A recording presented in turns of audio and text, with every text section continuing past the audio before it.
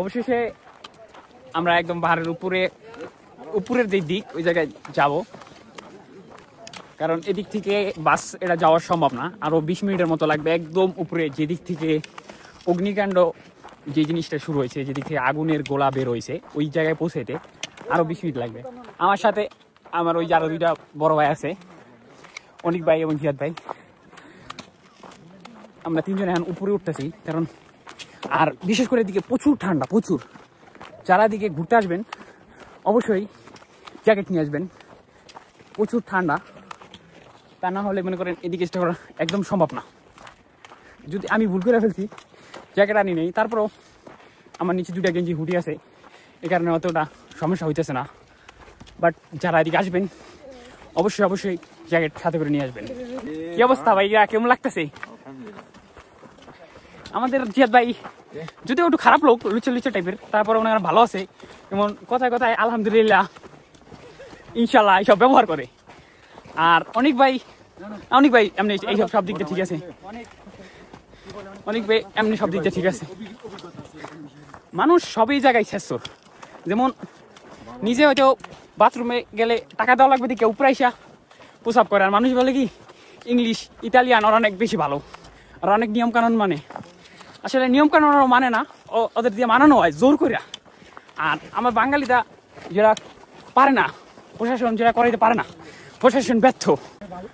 আর কিছু মানুষের সাহস দেখা আমি আসলে অবাক, কারণ এদিকে বাস দিয়ে উঠতে প্রায় আধা ঘন্টার উপরে লাগছে। কিছু মানুষ হাইটটা দৌড়ে উঠতেছে, তাও ব্যাগ কাঁধে করে। এগুলা বেশিরভাগ করে থাকে যারা অনেক দিনের ট্যুর দেয়, ওরা এইসব বেশি করে থাকে, কারণ ওদের কাজই না হাইটটা সব জায়গায় যাওয়া, বা মানে গাড়ি একদম ইউজ করতে না পারলেই করে না। আর যারা জগিং করে ওরা মূলত একদম নিচ থেকে উপর পর্যন্ত হাইটে ওঠে।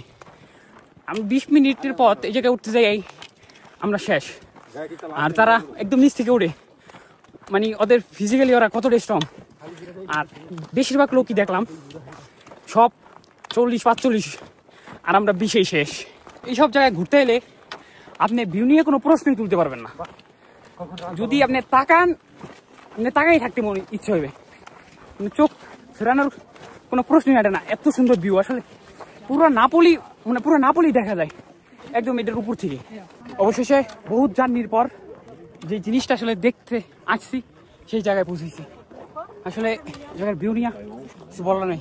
আমি এখন আছি মূলত বিসবিয়ান পাহাড়ের উপরে, যেটা হয়তো আমার অন্যান্য ভিডিও দেখে আপনারা হয়তো জানতে পারছেন।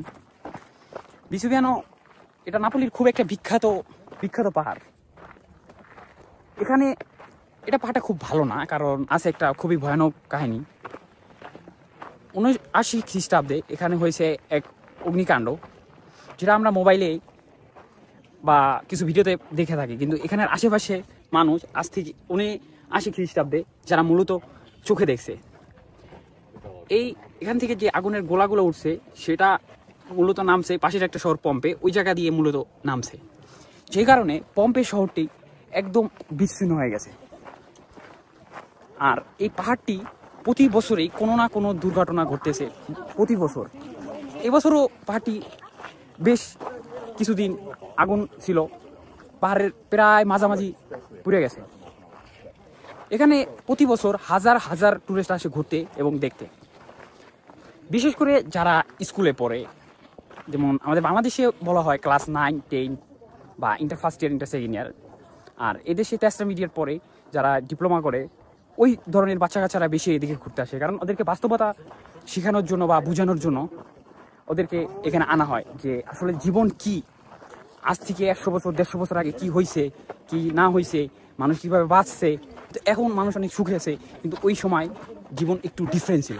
দুঃখজনক বিষয় হচ্ছে আমি এদিকে আসছিলাম যে ভাবছিলাম কিছু ড্রোন শট নিব, তো বারবার একটা জিনিসই হয়, বারবার। আগের বার পম্পে ঘুরতে গেছি, ওই জায়গায় ড্রোন শট নিতে দেয় নাই।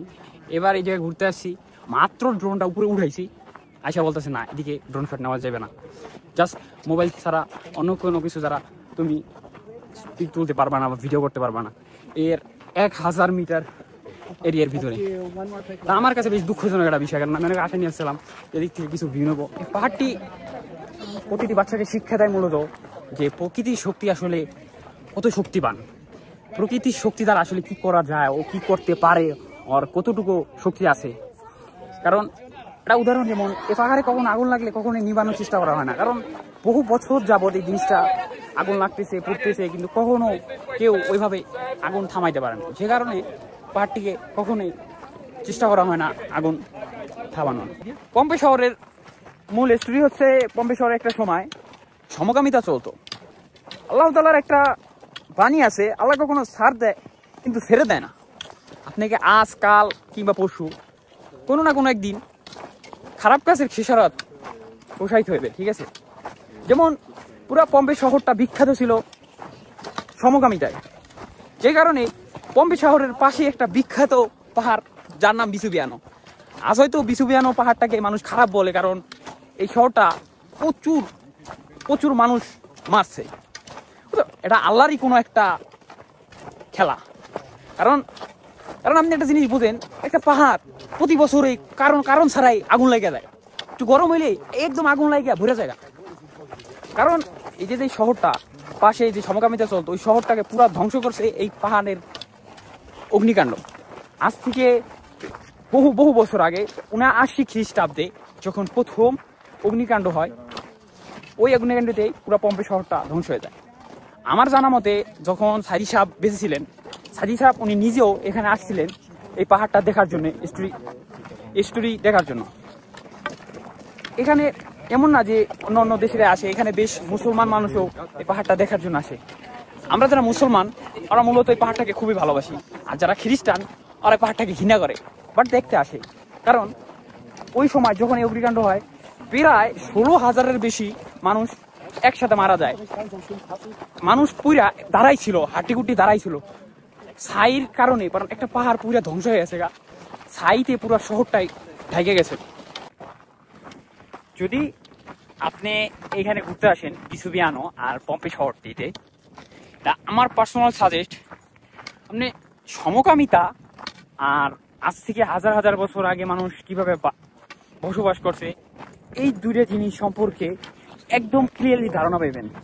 সমকামিতা বিষয়টা কত কঠিন জিনিস হইতে পারে, আর সাথে ভিউ ফ্রি। কারণ আল্লাহর দেওয়া লেন্সের উপরে কখনো কোনো লেন্সই হয় না, আল্লাহর যে চোখ ওটার উপরে কোনো লেন্স হয় না। ক্যামেরা অত সুন্দরভাবে আমি তুলে ধরতে পারতেছি না, কিন্তু জায়গাটা দেখার মতো। আর যারা বাংলাদেশে সমকামিতার প্রচার প্রচারণা করছেন তাদেরকে বলছি, অতীতের ঘটনা থেকে শিক্ষা নেন।